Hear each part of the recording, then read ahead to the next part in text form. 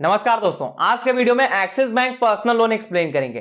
क्या आपको पता है एक्सिस बैंक 50,000 यानी 50,000 से लेकर 40 लाख तक पर्सनल लोन हर कस्टमर्स को प्रोवाइड कर सकती है, जिसे हम दो तरीकों से ले सकते हैं। पहला प्री अप्रूवल के जरिए और दूसरा ऑफलाइन या ऑनलाइन अप्लाई करके। इन दोनों तरीकों को यहां डिस्कस करेंगे कि कैसे हम एक्सिस पर्सनल लोन ले सकते हैं। इसके साथ कस्टमर्स का इस टॉपिक से रिलेटेड कई सारे सवाल हैं, जैसे इस लोन को लेने के लिए हमारी एलिजिबिलिटी क्या होनी चाहिए, अगर हम इस लोन को लेने जा रहे हैं तो हमारे इनकम का कितना लोन हमें कितने सालों के लिए मिल सकता है, उस लोन का रेट ऑफ इंटरेस्ट और ईएमआई क्या होगा, इसे हम कैलकुलेटर और बिलिंग साइकिल के साथ समझेंगे। और सबसे महत्वपूर्ण सवाल, क्या इस लोन को लो सैलरीड या बिजनेस पर्सन ले सकता है, और अगर हम लोन ले लेने के बाद टाइमली रीपेमेंट नहीं करते हैं तब क्या होगा। मतलब कंप्लीट इंफॉर्मेशन मिलने वाला है इस टॉपिक से रिलेटेड, यानी एक्सिस पर्सनल लोन से रिलेटेड कंप्लीट इंफॉर्मेशन मिलने वाला है इस वीडियो में। तो चैनल को सब्सक्राइब कर लें, साथ ही पूरी जानकारी के लिए वीडियो के एंड तक बने रहें। एक्सिस बैंक जो इंडिया का थर्ड लार्जेस्ट प्राइवेट बैंक है,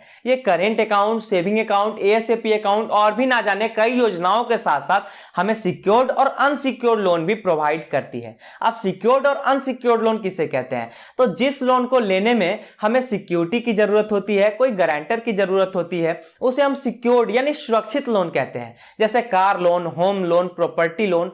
और जो लोन आपके बिहाफ पर मिलता है, आपके इनकम के बेसिस पर मिलता है, जिसके लिए कोई सिक्योरिटी और गारंटर की जरूरत नहीं होती है, उस लोन को हम अनसिक्योर्ड यानी पर्सनल लोन कह सकते हैं। यहां हम लोगों को समझना होगा कि एक्सिस पर्सनल लोन में फीचर्स क्या क्या मिलता है, क्यों हमें एक्सिस पर्सनल लोन ही लेना चाहिए। तो सबसे पहले दोस्तों कि 21 ईयर से ही आप इस लोन को अवेल कर सकते हैं। इस लोन को लेने के लिए ज्यादा डॉक्यूमेंट की जरूरत नहीं होती है। अगर बैंक के हिसाब से आप एलिजिबल हो जाते हैं तो 50,000 से लेकर 40 लाख तक पर्सनल लोन आपको मिल सकता है।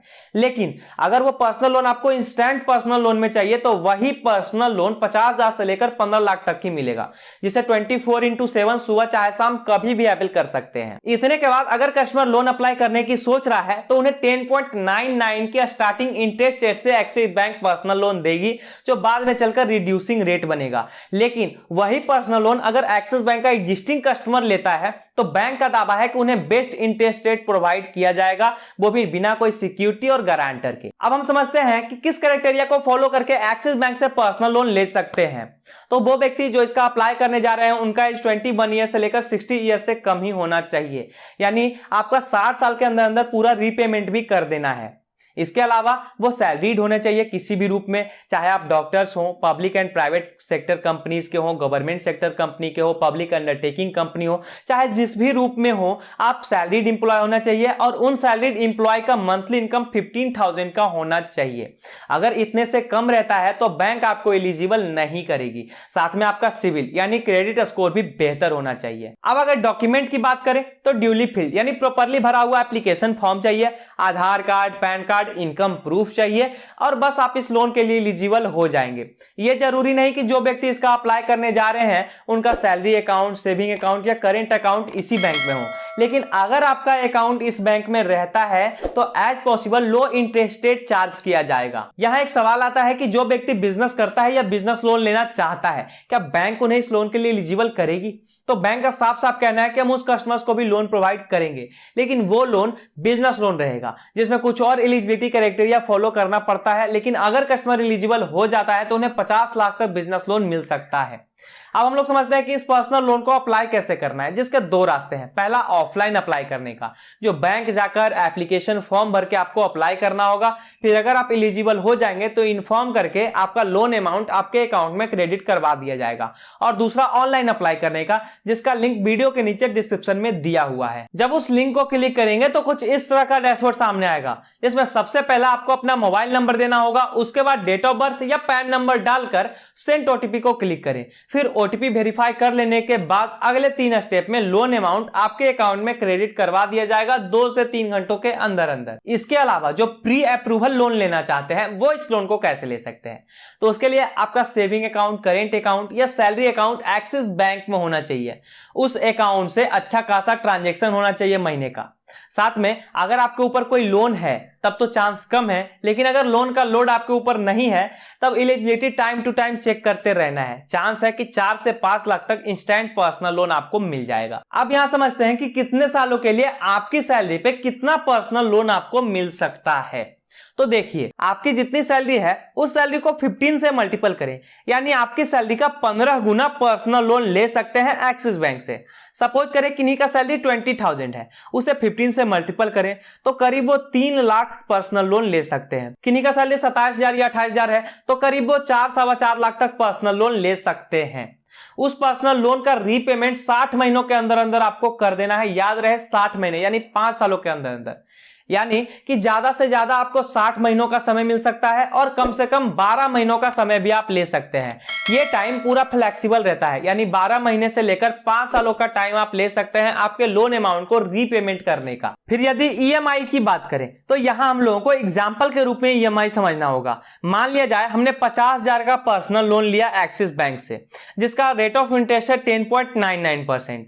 हमने उसे 12 महीनों के लिए लिया तो हर महीने हमें 4,419 रुपए बैंक को पे करना होगा 12 महीनों तक, यानी लगातार 12 महीनों तक 4,419 रुपए बैंक को पे करना होगा।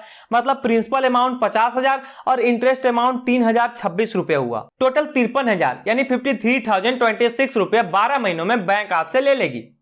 अगर उसी पर्सनल लोन को हम 24 महीनों के लिए लेते हैं तो इंटरेस्ट रेट बढ़ जाएगा। 24 महीनों में उसी 50,000 का 55,924 रुपए यानी 55,924 रुपए बैंक को देना होगा। इसी तरह से अगर आप लोगों को भी ईएमआई चेक करना हो तो ईएमआई कैलकुलेटर का लिंक हमने डिस्क्रिप्शन में दे दिया है, वहां से आप चेक कर सकते हैं। फिर से यहां एक सवाल आता है कि एक्सिस पर्सनल लोन का बिलिंग साइकिल किस तरह चलता है। अगर कस्टमर 1 तारीख से लेकर 15 तारीख के बीच में लोन अवेल करता है तो उनका अगले महीने से हर महीने 5 तारीख को आउटस्टैंडिंग बिल आएगा। जैसे मान लिया जाए आपने 1 अक्टूबर से लेकर 15 अक्टूबर के बीच में पर्सनल लोन लिया तो 20 से 25 दिनों का ज्यादा से ज्यादा आपको समय मिलेगा। फिर 5 नवंबर को, यानी अक्टूबर में आपने लोन लिया 1 से 15 अक्टूबर के बीच में, तो 5 नवंबर को आपका आउटस्टैंडिंग बिल आएगा और उसी 5 नवंबर को पेमेंट कर देना है। फिर हर महीने 5 तारीख को ही आउटस्टैंडिंग बिल आएगा। वहीं अगर कस्टमर 15 तारीख से लेकर 30 या 31 तारीख के बीच में पर्सनल लोन लेता है, जैसे मान लिया जाए आपने 15 अक्टूबर से लेकर 31 अक्टूबर के बीच में पर्सनल लोन लिया, तो आपका जो ड्यू डेट बनेगा वो 5 नवंबर को नहीं बल्कि 5 दिसंबर को बनेगा। यहां 45 से 50 दिनों का समय शुरुआत में मिल जाता है। फिर जब से आपका ड्यू डेट बनेगा, जैसे 5 दिसंबर, 5 जनवरी, 5 फरवरी, 5 मार्च, इसी तरह से हर महीने 5 तारीख को आउटस्टैंडिंग ड्यू अमाउंट का यानी ड्यू डेट बनता चला जाएगा और उस अमाउंट को उसी दिन रीपेमेंट करते चलना है। फिर बहुत से लोग ये सोच रहे होंगे कि अगर हम लोन ले लेते हैं उसके बाद रीपेमेंट ही ना करें तब क्या होगा। तो होगा यूं कि सारे अमाउंट का रीपेमेंट तो आपको करना ही होगा, वो भी इंटरेस्ट के साथ, वो चाहे फिजिकली करे या किसी भी रूप में करे, आपको इंटरेस्ट के साथ सारे पैसों का रीपेमेंट तो करना ही होगा। उसके साथ साथ कोई भी बैंक आपको क्रेडिट कार्ड या लोन देने से मना कर देगा दोबारा, क्योंकि सारे बैंकों के पास आपका फाइनेंशियल रिकॉर्ड तब तक पहुंच चुका होगा। दोस्तों गौर कीजिए कि जब आप पर्सनल लोन लेने जाते हैं तो सिर्फ इंटरेस्ट रेट ही नहीं लगता बल्कि कई सारे चार्जेस बैंक आपसे लेती है। जैसे मान लिया जाए आप लोन ले रहे होते हैं, उस समय प्रोसेसिंग फी लगता है जो लगभग 2% प्लस जीएसटी का होगा। इसके अलावा अगर लोन अमाउंट टाइमली रीपेमेंट नहीं करते हैं तो आपके ओवरड्यू अमाउंट का 2% एक्स्ट्रा चार्ज बैंक आपसे चार्ज करेगी हर महीने।